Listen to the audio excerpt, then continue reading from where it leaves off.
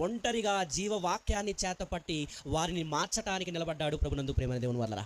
అంటే ఎంత గొప్ప విషయం. అన్యజనుల ప్రాంతంలో, దేవుణ్ణి ఎరుగని ప్రాంతంలో వెళ్ళి ఒంటరిగా దేవుని కొరకు నిలబడాలంటే గట్స్ ఉండాలండి.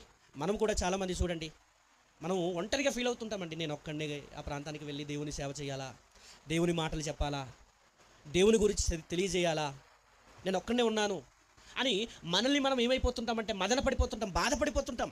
మా ప్రాంతంలో నేను ఒక్కడనేనండి, ఏం చేయలేకపోతున్నాను అనేవారికి పౌలు గారు ఇస్తున్నటువంటి భరోసా, పౌలు గారు ఇస్తున్నటువంటి సలహా ఏంటంటే, ఆయన అన్యజనుల మధ్య, దేవుణ్ణి ఎరుగని వారి మధ్య, దేవుని నమ్మని వారి మధ్య, విగ్రహములతో నిండిన వారి మధ్య ఆయన ఒంటరిగా ప్రభువు కొరకు నిలబడ్డాడు. ప్రభునందు ప్రేమ దేవుని వల్లరా, దేవుని కొరకు ఒంటరిగా నిలబడిన వారిలో బైబిల్ చరిత్రలో చాలామంది ఉన్నారండి, మనకు స్ఫూర్తినిచ్చేవారు.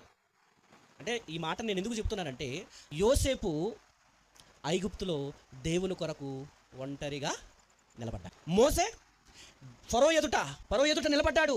దావీదు గారు ఎవరు ఎదుట నిలబడ్డాడు చెప్పండి? దేవుణ్ణి దూషించిన ఆ గొలియాతు ముందు ఒంటరిగా దేవుని కొరకు పౌరుషము కలిగి నిలబడిన వ్యక్తి దావీదు గారు. ఆయన ఏమంటాడంటే, ఈ సున్నతి, నా దేవుణ్ణి దూషించటానికి ఈ సున్నతి లేని ఫిలిస్తీయుడు ఏపాటివాడు, ఎంతటివాడు అని తెగించి దేవుని కొరకు నిలబడ్డాడు. ప్రభునందు ప్రేమ దేవుని వల్లరా. అలాగే మనందరికీ తెలుసు ఏలియా దేవుని కొరకు ఎలా నిలబడ్డాడు?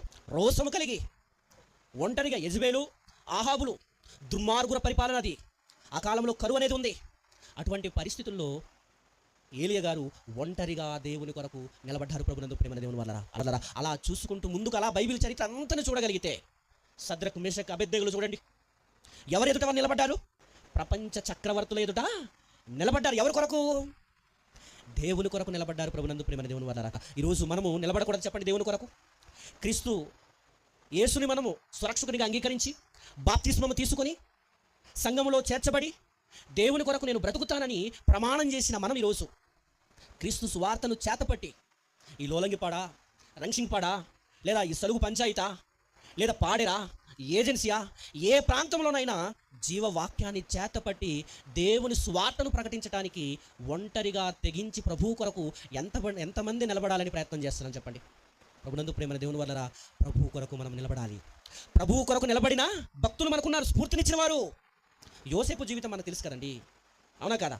అమ్మబడ్డాడండి, అన్నల చేత అమ్మబడ్డాడు, అన్య దేశంలో ఉన్నాడు. కానీ అధిపతిగా మారిపోయాడు. అధిపతిగా మారి ఒంటరి వాడే నిజంగా ప్రపంచాన్ని పోషించేవాడుగా మారిపోయాడు.